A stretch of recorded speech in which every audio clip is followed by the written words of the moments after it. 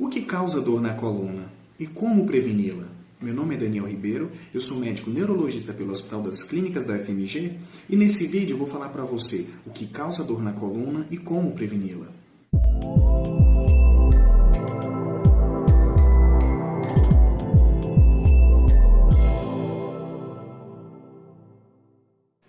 Dor de coluna é a principal causa de afastamento do trabalho nos dias atuais. Ela vai afetar mais de 90% da população no seu período de vida útil, ou seja, no período que o paciente tem condições de trabalhar. E embora seja muito mais comum em pacientes acima de 90 anos, vem acontecendo cada vez em pacientes mais novos. Postura inadequada durante o trabalho, longos períodos de exposição sentado, posições não ergonômicas para levantar e deixar pesos no chão e, principalmente nos últimos anos, o uso excessivo de celular, tanto por adultos, mas também por crianças, tem levado a diversos danos ao longo do tempo. Em relação ao tempo, nós podemos classificar as dores de coluna em episódios agudos, quando duram de 3 a 4 semanas, e crônicos, quando em média duram mais de 3 meses e até a vida inteira. Os episódios agudos eles são mais comuns após traumas, quedas, acidentes ou até mesmo noites de sono em posições inadequadas.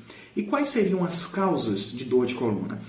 É importante a gente saber o seguinte, todos nós vamos envelhecer e o envelhecimento naturalmente vai levar ao desgaste das articulações, da nossa coluna, dos ossos, dos ligamentos e com isso naturalmente nós vamos ter dores na coluna. Mas existem alguns fatores que podem precipitar e agravar mais a dor. Para isso é importante a gente ver o seguinte. Aproximadamente 70% do peso do corpo humano irá se concentrar na parte superior do nosso corpo, ou seja, na cabeça, no tórax e no abdômen. Assim, numa pessoa de 70 quilos, quase 50 quilos estarão sendo sustentados apenas por um eixo único, que é a nossa coluna. É fácil ver dessa forma que alguns locais estarão muito mais susceptíveis à sobrecarga e, por consequente, a sentir mais dor. Visto isso, deu para perceber que estar um pouco ou muito acima do peso já é sem sombra de dúvida importante para causar uma sobrecarga no nosso eixo da coluna, e essa sobrecarga via ser traduzida como dor. E o peso, é um fator que ele é evitável, ou seja, nós podemos através de atividades físicas, de dieta, nós podemos fazer com que o nosso peso esteja adequado, e sem sombra de dúvida a adequação do peso ela vai acabar culminando em menos dor para o paciente. E quais seriam as outras causas de dor de coluna, né? A gente já viu aqui que estar acima do peso ele é um fator que não só vai desencadear, como vai agravar outras causas, mas existem outras causas de dor de coluna. E uma delas que é extremamente comum é a causa mesmo muscular. Se nós formos observar, os músculos responsáveis pela movimentação das nossas costas, eles realizam diversos tipos de movimento que nós utilizamos no dia a dia, seja no trabalho, seja em atividade física. Então, uma postura inadequada no trabalho, em atividade física ou até para dormir, pode vir a causar uma dor muscular na coluna.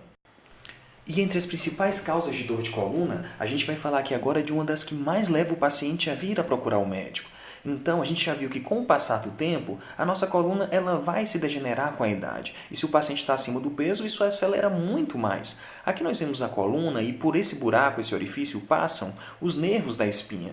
E se nós olharmos aqui de lado, nós veremos que entre uma vértebra e outra, esse osso, tem um disco intervertebral. Esse disco ele funciona como uma almofada. Mas, entretanto, se nós estamos acima do nosso peso e até mesmo nossa própria idade, essa almofada não vai vir aguentar toda a sobrecarga de peso e com isso pode acontecer dela romper. Ou seja, esse material que a gente está vendo por dentro do disco, ele é o núcleo pulposo e se ele romper, ele aperta o nosso nervo. E ao apertar o nervo e comprimir, ele vai vir a dar aquela dor, uma dor muito forte na região da coluna e a depender do nervo que ela aperta, essa dor pode irradiar. O mais comum é pressionar o nervo ciático e a dor irradiar até o final do pé.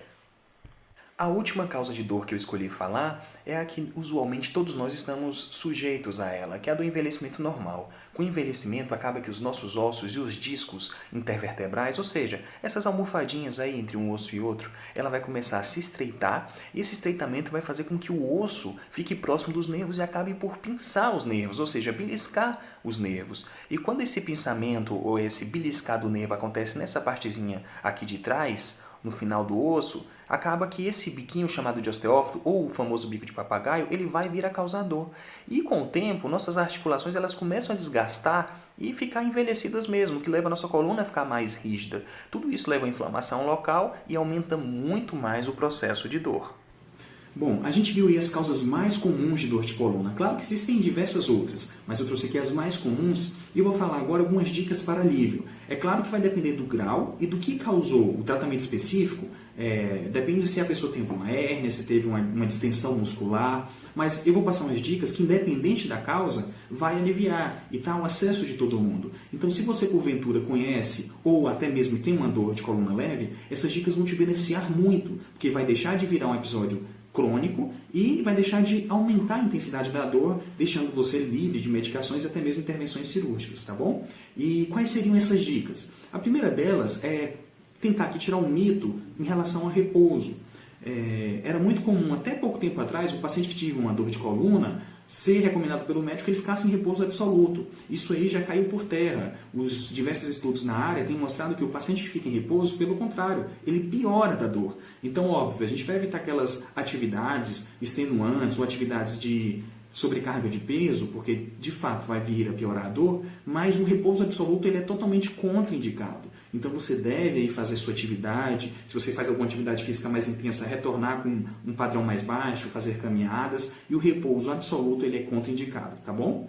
Aí a gente vai para um outro ponto que é importante de fácil acesso, que é a massagem. A massagem realizada por um profissional, ela, principalmente para os quadros de dor muscular, sejam cervicais ou até mesmo lombar, ela vai fazer com que o estímulo mecânico libere neurotransmissores que vão aí confundir o estímulo da dor e levar ao alívio para o paciente também, tá? E a gente tem também aí o terceiro ponto, que seria os alongamentos. Também feitos de maneira adequada, os alongamentos vão agir não só no quadro de dor muscular, mas também naqueles quadros incipientes de compressão nervosa, seja pelos osteófitos, o bico de papagaio, seja pelas protusões discais. Então, o alongamento ele vai servir tanto para quadro muscular quanto para o quadro neurogênico, tá? E aí a gente vai passar para as outras abordagens. Essas abordagens são comprovações científicas aí na literatura, são muitas. E a gente tem como benefício comprovado a fisioterapia, pilates, RPG, quiropraxia, acupuntura. Então todas essas atividades acabam por beneficiar muito os pacientes que estão no quadro crônico de dor, tá? E sem sombra de dúvida, já falando lá do primeiro ponto, que é evitar o repouso, você fazer uma atividade física vai ajudar não só na perda de peso, como também a própria atividade física por si, ela vai beneficiar o paciente que sofre de dor de coluna. A gente sugere mais atividades como caminhada, ciclismo e atividades de baixo impacto como a hidroginástica, tá bom? Se você conhece alguém que tem dor de coluna crônica, compartilhe esse vídeo para ajudar também e eu encontro você no próximo vídeo. Um forte abraço!